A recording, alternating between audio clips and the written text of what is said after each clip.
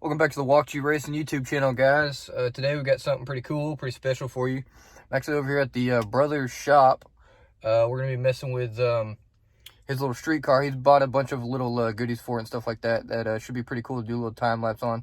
A lot of people don't actually know this, but he's actually got a 2013-2014 low mileage Coyote. Should be some pretty cool time lapse. We'll get him on video, see if he won't be too shy about it. And like I said, do a couple time lapses. It should be pretty cool. It's a pretty clean car, pretty fun little project.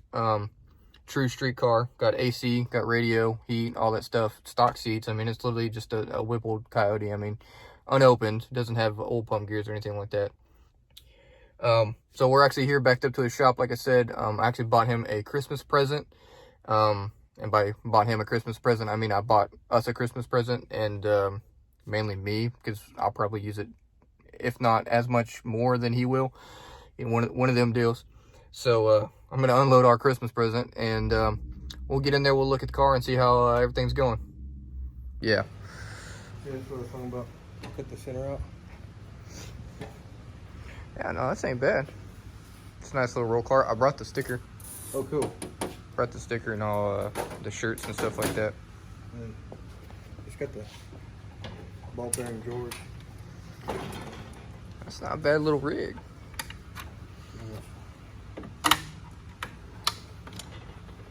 I'll tell you what, Harbor Freight's stepping up their game with a lot of their shit. Yeah. We can just roll this in a trailer and strap it down and have more tools. Oh, yeah. Oh, yeah. That'd be a lot nicer. That is a nice fucking 1/2-inch flex head. I need one of those. I need a bunch of breaker bars. I ain't got none in the truck or the trailer. So tell us about this thing a little bit. This? Yes, this. It's a piece of shit. I mean, it does have bird shit on it. Yeah, this is a street car. Oh, daily driven street car? That doesn't get daily driven? Nice days. Nice days. Just a 14. So it's a 2014. How many miles are on it? It's a real low mileage car. 24,478. So, one of your It's a premium. It's got the leather, navigation. full street car, don't have any weight reduction or anything in it. No. Actually, I think it has a baby seat in the back, don't it? Yeah, it's got a baby seat. Yep. So Toddler seat. it's a 6R80 car, 6R80, 315. rear gear. Um, And you've done the Mosers in the back, correct? Mosers. It's On a 15. yeah, 275/60 is what we call it. And it's got the 2.9 front feed Whipple with the Whipple's 132 millimeter. It's on about 10 pounds, 9.5 pounds. So not much. No, low boost. And Because it's still stock bottom end. unopened, no oil pump gears, nothing like no that. oil pump gears, no. And I know a lot of people say, oh, you need to run oil pump gears and stuff, but eventually though, I do want to do probably an MMR short block with triangle gears. I know we've talked about this much. The next major thing that my concern is, especially after we do all the suspension we're going to talk about here in a little bit, is transit's probably going to be the next thing, especially if you want to do dig racing, unless you just want to stay with rolls. But Well, this car was tuned by Pat at PSI when I believe he went back to Hennessy, I think. I haven't been keeping up. But he did do some tuning in the trans. It's not perfect. It is, with the mono blade, everything, it is kind of ratchety. But the mono blade for daily drive, it's got good street manners. He did a good job tuning for drivability. And you've put how many miles on it since you've done the Whipple? Shit. Maybe 2,000. Over how many? A course of what, 2 or 3 years? Yeah, when I bought this car, it had 19,000 miles, 20,000 miles on it. I bought it in like October of 2016. But My kid was born. that sounds low but like you've always said, every time this car goes out, it gets the shit beat out of it. I beat the hell out of it. Mm-hmm. Just because it's a weekend toy. It's not a day. It's not something that you drive to work, you know. But when you do, it gets the shit beat out of it. Yeah, and I mean, it ain't the fastest thing around. Mm-hmm. It was like 8,700 when he downloaded it. Mm-hmm. That was before the monoblade. Mm-hmm. That was with the stock throttle body, and then he put the monoblade on it, and he just tuned it for drivability after that. And that's on 93, correct? 93. And you have no fuel system modifications other than injectors, right? ID 1000. ID 1000s. So it's stock fuel pumps and all that. And we had 1050Xs in it. But he ended up taking them out because he was having issues tuning with the 1050Xs. Mm-hmm. So we went to the 1000s. I would like to do, Leap Performance makes a nice return style fuel system. Mm-hmm. That I would like to do eventually. But it's just a work in progress. I mean, I got other irons in the fire. Yeah, I mean, it's just basically a street car. And like you said, we're gonna get into it here in a little bit. You bought a bunch of suspension parts. Yeah, it's still on all stock suspension, not dropped or anything. Mm-hmm. From a dig, it will hop its ass off. Mm-hmm. But rolling, it does pretty good. I've run some nice cars, and I think it surprised them. Yeah. Oh, yeah. There's not very many cars that you can just bolt a Whipple on and make 700 to the tire and beat the shit out of it and not touch anything in the motor. I mean, this one's maxed out, basically. Right? Yeah, you wouldn't want to go much more, but at the same time, you bolted a Whipple on it, and that's literally all you did. You bolted a Whipple on it, put some injectors in it, and put it on the dyno. And the only other thing I've done is I put the Cook's off-road H-pipe and over the axle resonator deletes and stock GT500 axle backs just because your typical exhaust. Yeah. All right. My plans for it is it only takes money. Yeah, it's all it ever is. One of these days, I'll talk you into just taking this motor and this trans out before it pops and selling the Whipple, and then we can buy a Turbo 400 and an LS and build a short block and make 1400. Like what we talked about with, I got a friend that we're gonna be getting a notch back from, and either I want to do a mod box or just go ahead and put an LS in it. Mm-hmm. I mean, it's a cool chassis. I like it. I mean, it's, you know me, I mean, Fox bodies and F bodies and all that stuff, they're cool, but everybody's got one and everybody's racing them. You don't see very many cars that are making a whole lot of power that are doing dig racing and street stuff in a newer chassis like this. The only thing that I don't like about the Coyotes is you spend a ton of money, put cams in it. Mm-hmm. I want that rowdy sound like you do with an LS, like my old big block had. Yeah. But these, they ain't working with the rear wheel cam. Yeah. It's a whole lot of effort when you could literally rip this out, sell everything, and then put an LS in it and make more for less. But of course we sound like every other douchebag LS person. Yeah. All right, so we got the car half-ass racked. We're actually gonna have to drop it back down. We're gonna take a rear measurement of ride height. He's got the BMR, they're 1.5 or inch drop? 1.5. 1.5 rear drag springs. We're not going to do anything to the front because he wants to retain running a 28-inch tall skinny in the front. Usually you go anything lower than, you know, factory, you got to go to a 26, which isn't really ideal for daily driving or driving around.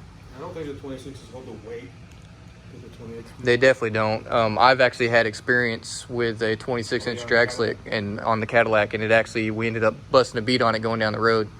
So it was actually Christmas of the year before last, 2 years ago when that happened. Yeah, and it was so small tire, I didn't even realize it. I didn't even realize it was flat. I was about to get on the highway, and my wife was like, the car feels weird, and I'm just cruising along, about to get in boost, get on the highway. But anyway, so there's a couple things that are missing. American Muscle kind of did some funky shipping and wanted to ship everything in 6 different drop ship boxes. So you've got the drive shaft loop. This is the transmission bracket, correct, for the drive shaft? And then, of course, the one piece, this is their aluminum from, who is it again, remind me? Drive shaft. From the drive shaft, from DSS, all right, so drive shaft shop. And you were telling me there's something special about this. What's a little bit different than the ones they usually sell? From what I've seen, is this drive shaft fits into the factory CV without the adapter. Mm-hmm. The other ones have to have that adapter. This one they redid. to make it fit inside the factory CV, and it has the 1350U joint. They claim it's rated for 1,000. Mm-hmm. It's 19 pounds compared to the factory, like 35 pounds. Mm-hmm. Oh, it's definitely light. We were just playing around. And what's nice is you going from a 2-piece to a 1-piece. Yeah, and for a long while, in my mind, I always think about that drive shaft. Oh, yeah. Well, I mean, we've all seen, you see videos on YouTube all the time from even the V6 cars that have the exact same drive shaft. You've seen the videos of the drive shaft comes apart and comes up through the cab. And that's cool. That's some cool stuff. We're missing the panhard. Mm-hmm. It's the double adjustable Heim style. We're missing the upper control arm mount and the upper control arm. It's the same. Everything is the Heim. From BMR. Yeah. We're missing the lower control arms. And I think that's it. And you still got to make a decision on shocks for the back. You're not sure if you want to go with Viking or... So the plan for the car is to get rid of the rear sway bar and do an anti-roll bar that from BMR. From BMR, and I think if I remember right, the part number is DRP 002. Mm-hmm. That's a kit that has all of this stuff in it with the anti-roll, and they're selling it with the Viking Warriors. Mm-hmm. Couldn't afford that whole kit right now with doing the drive shaft, so I started piecing it out. And you can buy the anti-roll separate for like $500. We were just looking at the anti-roll bar. That's actually a pretty beefy looking setup. So I decided to go with all BMR. Mm-hmm. For one, I think they're pretty reputable. Mm-hmm. Some of the best stuff we can get for these cars. And the anti-roll bar that they have, I think is really nice. Yeah.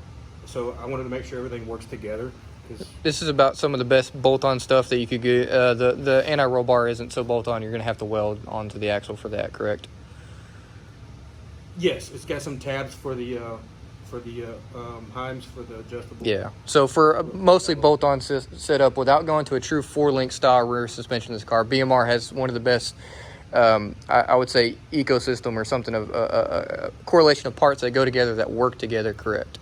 Yeah, and BMR makes another anti-roll bar that has no welding. Mm-hmm. It bolts to the lower control arm drop brackets, and the Heims bolt into where the sway bar used to bolt. But the only thing about that is they don't recommend running on the street, and if you do, you got to take one of the adjusters off because they say it will bind and break something. Yeah. So that's why I went with this one, because they say it's got good street manners. Yeah. It looks like this car's probably going to be on the lift for a couple days, at least till the weekend. We got some things here we can get started with. Mm-hmm. You know, the bracket come in first. I think it's, try to look at it from a different way. The bracket coming in first kind of helps us. Versus the panhard, at least we can put the bracket on. At least we can put the bracket on, yeah. And we do the springs and the drive shaft. Do the drive shaft. Put the lower control arm brackets on too, and just put the stock ones back in place. Yeah. Oh, yeah. Do a couple things. All right, so we're going to drop it down. We're going to get a measurement, and then I'm going to set you up for a little time lapse and get that going.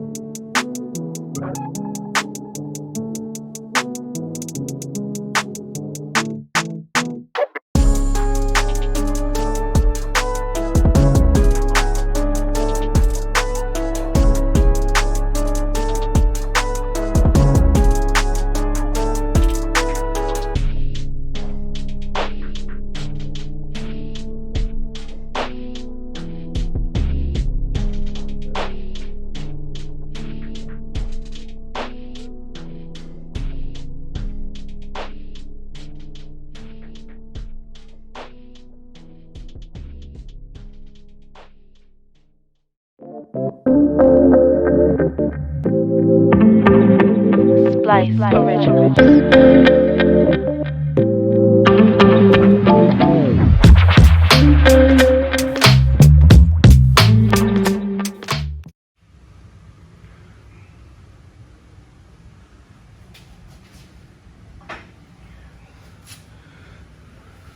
So, in the middle of getting the entire rear end disassembled. So far we've got the sway bar dropped. We've got the drive shaft out, which we're gonna end up having to take all the H pipe and over the axle pipes and all that stuff off to get the new one back in there. Next step is you've got the shocks unhooked, huh? Yeah. And then we'll get to get the springs out.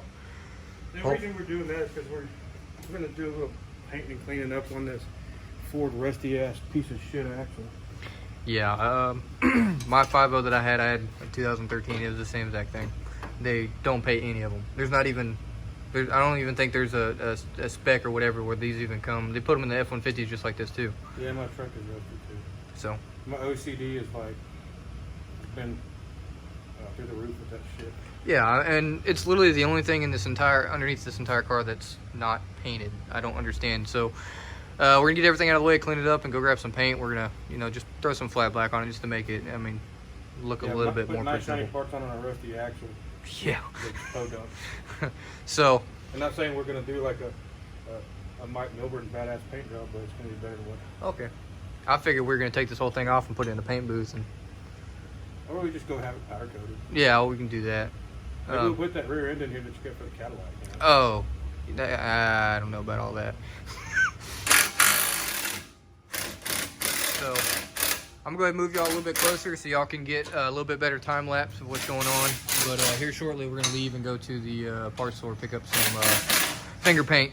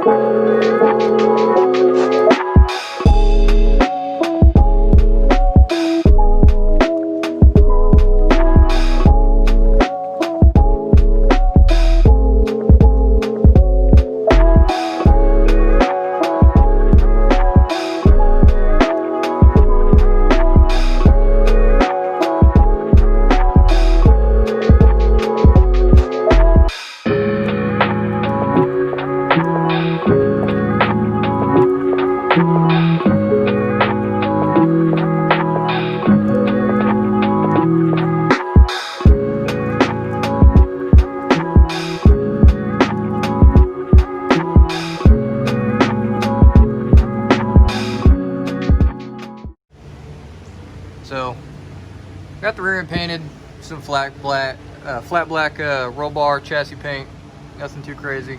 It definitely looks about 100% better than factory rust. So, differential cover, we just sprayed over the top of that too.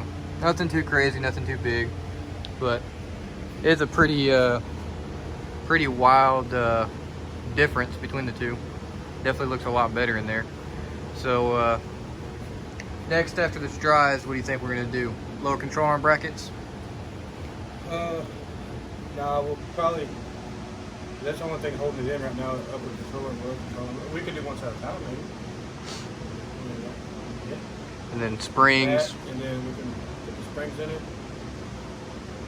Pin hard bracket. And then put the springs and everything in it, and we can rip off that upper control arm. And then that'll be pretty much all we can do now until we get the rest of the parts in.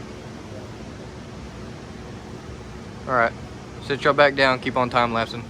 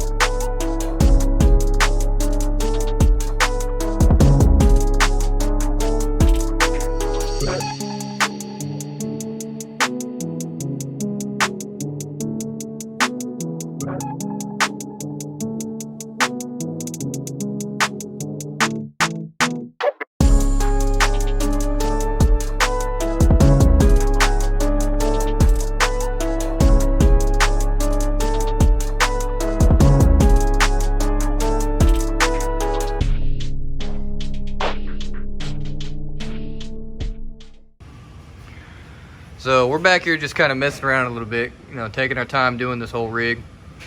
And got one of the drop brackets for the control arm on. We're going over to the driver's side, or passenger side, excuse me. And we're having a hard time with the bracket. It just wasn't lining up. And we're sitting here, I'm already cussing BMR saying they sent us 2 left feet. And we're looking at it and it's just not close. We bent one of the ears off there, which we really don't need. It was in the way anyways. And we're just looking at it and we're going, man, this thing is not fitting. And I'm standing back here kind of looking at it. And it's hard to tell on camera, but you can kind of see there's an S-curve in this thing. Now, he's done told me a couple times that the car is it's going left whenever you're either... Whenever I launch it, it goes left pretty hard. I gotta drive. So he's putting he's steering to the right a lot under load. So burnouts, it's always going left. Steering to the, yeah, because the driver's side is trying to come around. So this bracket is pretty much torqued, and it's got a pretty bad S in it. You can't really, it's kind of hard. I'm looking at it. Square in the box, it looks like it's. Yeah, you can see how it's kind of ovaled here in the box. This thing's actually like pretty torqued by probably about 3/4 of an inch. You can tell right here at this angle. You can tell from this side that there's some gap here and it's tight on the bottom here. Yeah, I can actually see it on the camera. If you see right here, is what he's saying. You can see the S curve in it right here. You can see the light shining through it. So, and you can tell too if you look at this side, this box is going this way. It would line up way out here. So either Ford got you from the factory or wheel hop killed you. I mean, it's in the grand scheme of things, it's really not that big of a deal. I'm no chassis expert, but it looks bent to me. Well, all I gotta say is it's got factory wheel or axle weights on it because this rig's a pro mod, and that's 60-foot life. yeah, and it's already bent and fucked off. So this is why I don't own Fords, because you own a pro mod, sir. You might as well just rip this thing out and go to a nice 4-link fabricated night. Yeah, it's got a turd link on it, that's for sure, or a third link, whatever you want to call it. Hey man, it works. It bends shit. You ain't wrong. You ain't wrong. It definitely bends the shit. It's hard to tell on camera. You can see it with the bracket up there, but it's definitely got a curve in it. So we're gonna. I'm that Cadillac right now. Oh, okay. Well, that's awkward. We're gonna ignore that. So what we're gonna do is we're gonna take the good old fixture tool and bend her on back. Yeah, we have a we got a special tool for that. Persuasive tool. Yeah. I'm just gonna use this 24-inch pipe wrench that I have. And, so talk us through also real quick, because a lot of people are gonna probably comment this. Why you decided not to weld these in there? at this point in time, I mean, I will eventually, but I want to get all the suspension pieces first and see how everything works together, and then once I get everything tuned to how the suspension, what the car likes with the suspension, then I'll go back and I'll make it permanent. Honestly, in my opinion, it's a pretty stout bracket. You've got 4 bolts, 3 bolts, and it's pretty much boxed in, and yeah, and it comes pretty, through the panhard bar.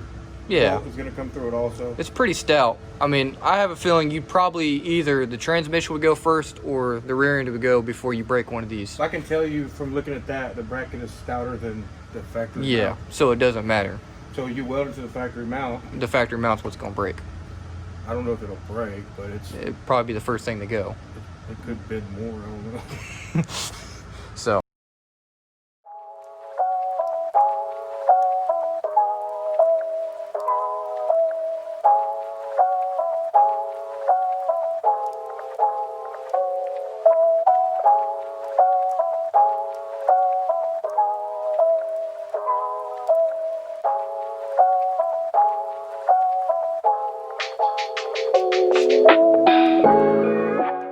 So we got the lower control arm relocation brackets in. We've got the panhard bar bracket in, and rear end's painted, of course. We've got the drive shaft safety loop bracket in for the transmission cross member. just not the loop yet. We got to put the drive shaft in, but we've got the bracket for it. Rear end's painted, of course. It looks a lot better. Definitely looks a lot better than that nice breast bucket that it was. Alright guys, so I was going back and editing that video and I noticed I didn't make an outro for it. I apologize. Making content like this, as somebody who's a new content creator, it's kind of hard to plan things out because you got to kind of plan the video out and how things are going. And I just forgot to make one. I don't know if this is going to be 2 or 3 parts with the footage that I've got so far, because it's like 20-30 minutes of stuff and I don't want to make the videos too long, just because as a new content creator, again, people just aren't going to watch that. And I don't want to be making good content that people just aren't going to watch or they're going to get bored of just because they don't know me and I'm not their favorite YouTube star yet.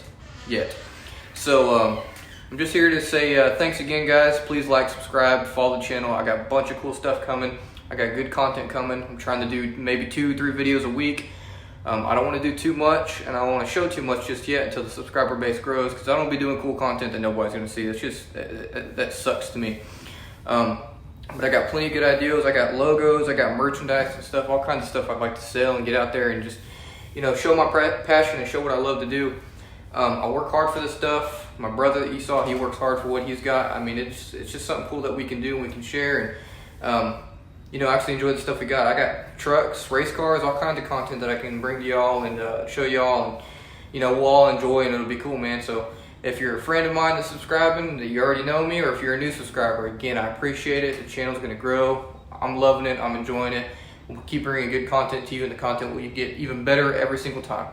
So again, thanks, subscribe. Again, watching the Walk You Racing channel.